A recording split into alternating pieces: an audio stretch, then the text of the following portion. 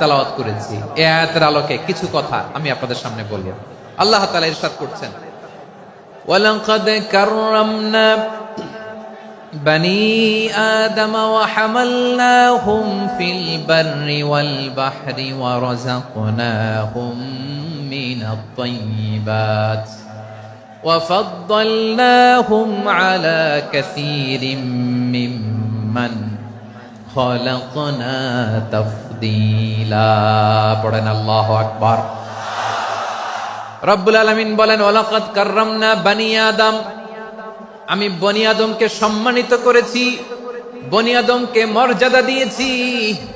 ওয়া হামালনাহুম ফিল বাররি ওয়াল বাহর, বনি আদমকে জলে স্থলে স্থলে এবং সমুদ্রে চলাচলের বাহন দিয়েছি। ওয়া রাযাকনাহুম মিনাত তাইয়্যিবাত, তাদেরকে পবিত্র রিজিকের বন্দোবস্ত করেছি।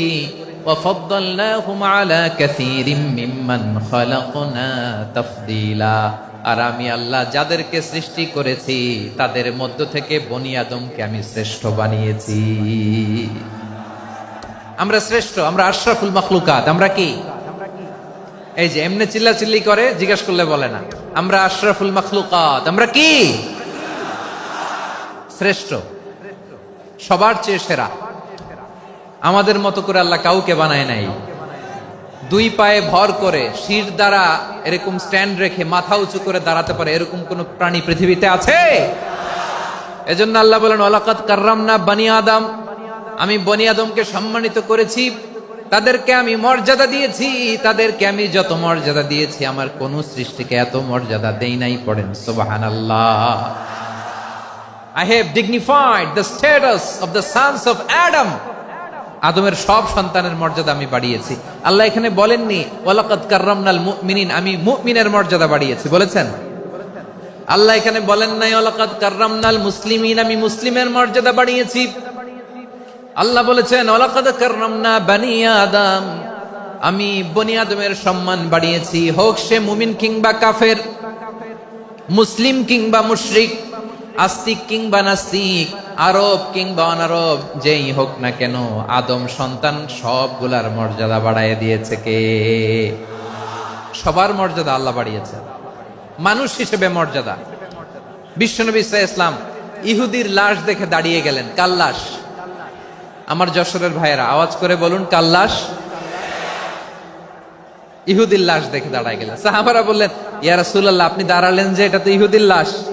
বিষ্ণু বললেন, আওয়ালাইসাত নাফসান, এটা কি মানুষ নয়? এটা হোক ইহুদি হোক খ্রিস্টান, এটা তো মানুষ। আমি মানুষ দেখে দাঁড়িয়েছি। আই স্যালিউট দ্য হিউম্যানিটি, আমি মানবতাকে সম্মান করেছি। পড়েন সুবহানাল্লাহ। তাহলে এই জমিনে মানুষের মর্যাদা বেশি, হোক আস্তিক হোক নাস্তিক, হোক মুমিন কিংবা কাফের।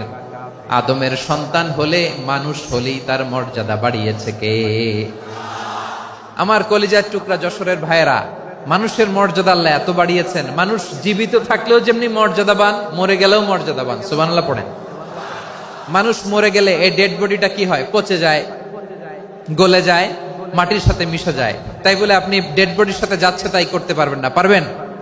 কেউ যদি অন্যায় করে তাকে যদি আপনি শাস্তির আওতায় আনেন, যা মনে চায় করতে পারবেন না। তারা আগুন দিয়ে পোড়াতে পারবেন না, নাক কাটতে পারবেন না, কান কাটতে পারবেন না, অঙ্গ বিকৃতি করতে পারবেন না। কারণ মানব জাতির মর্যাদা স্বয়ং দিয়েছে কে? ডেড বডি পচে যাবে, গলে যাবে। তারপর ইসলাম বলে, না খবরদার, এই মরা লাশটারও একটা মর্যাদা আছে না নাই? ইসলাম বলে এই লাশটা গলে যাবে, পচে যাবে, কিন্তু এটার অমর্যাদা করো না। কর্পূর দিয়ে, খেজুর পাতা দিয়ে, এটাকে ওয়ার্ম ওয়াটার দিয়ে, গরম পানি দিয়ে ধৌত করো। সাদা শুভ্র ধবধবে কাপড় দিয়ে লাশটাকে তুমি কাভার করো। তারপরে খাটিয়ার মধ্যে লাশটাকে রেখে বিশাল একটা প্রোগ্রাম করো, একটা ফিউনারাল প্রোগ্রাম করো। ওই প্রোগ্রামের ডানে বায়ে পেছনে লাশটারে রাখলে হবে না, প্রোগ্রামের একেবারে সামনটাতে তুমি লাশটাকে রাখো। সুবহানাল্লাহ। একটা ফিউনারাল প্রোগ্রাম করতে হবে, তাকে শেষ বিদায় জানাতে হবে, যেটাকে আমরা জানাজা বলি। কি বলি? জানাজা মানে মাইয়েতের জন্য দোয়া, তার জন্য দোয়া করা হয়। তাকে একটা সিস্টেমেটিক অর্ডারে কবরে রাখা হয়, সুন্দরভাবে সেটাকে কবরস্থ করা হয়, মাটি দেয়া হয়, পানি দেয়া হয়। তার মানে মরে গেলেও মানুষের সম্মান বাড়ায় দিয়েছে কে? এজন্য আল্লাহ বললেন ওয়ালাকাদ কাররামনা বনি আদম, বনি আদমের সম্মান মর্যাদা আমি আল্লাহ বাড়িয়ে দিয়েছি, মানুষের সম্মানে তুমি কখনো আঘাত করো না, ঠিক কিনা? তাহলে ভাই প্রথম মেসেজ হচ্ছে, the first and foremost message tonight to the people of জাসর, আল্লাহ বলেন, I have dignified the status of son of Adam, আমি বনি আদম সবার মর্যাদা বাড়িয়ে দিয়েছি, হোক আস্তিক নাস্তিক, হোক কাফের কিংবা মুশরিক, তার মর্যাদা বাড়াই দিছে কে? যখন বন্যা হয় আমরা ত্রাণ নিয়ে যাই, আমরা শুধু মুসলমানদেরকে ত্রাণ দেই নাকি? হ্যাঁ, আমরা মুসলমানকেও দেই, অমুসলমানকেও দেই, হিন্দুকেও দেই, বৌদ্ধকেও দেই। যেখানেই মানবতা বিপন্ন সেখানে ইসলামের হেল্পিং হ্যান্ড আছে না নাই? সুবহানাল্লাহ, কি দিন আমরা পেয়েছি, কি বিধান আমরা পেয়েছি। ওয়ালাকাদ কাররামনা বনি আদম, আমি বনি আদমকে সম্মানিত করেছি।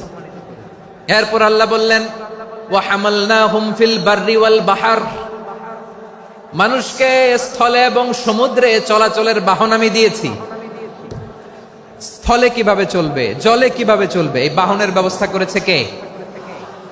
এই জেনজি, এই স্যামড়া, ইরাম করতেছো কিসের জন্য? হ্যাঁ, ইরাম করলে চলবি? হ্যাঁ, বস বস বস বস, আওয়াজ করতেছো কেন? দিবা না, কথা বলতে দিবা না আমাকে? তো এইটা বুঝি তোমাদের ভালোবাসার নমুনা?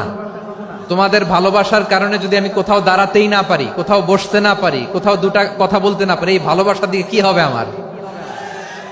বরং ঘামতে ঘামতে ঘর্মাক্ত হব, রক্তাক্ত হব।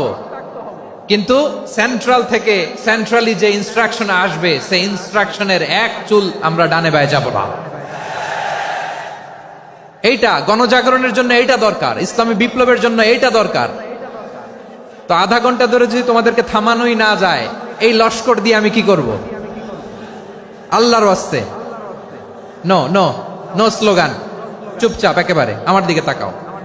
আল্লাহ বললেন, ওয়া হামালনাহুম ফিল বাররি ওয়াল বাহর, জলে স্থলে আমি চলাচলের যানবাহনের ব্যবস্থা করেছি। আমরা স্থলে ঘোড়ার উপরে চড়ি,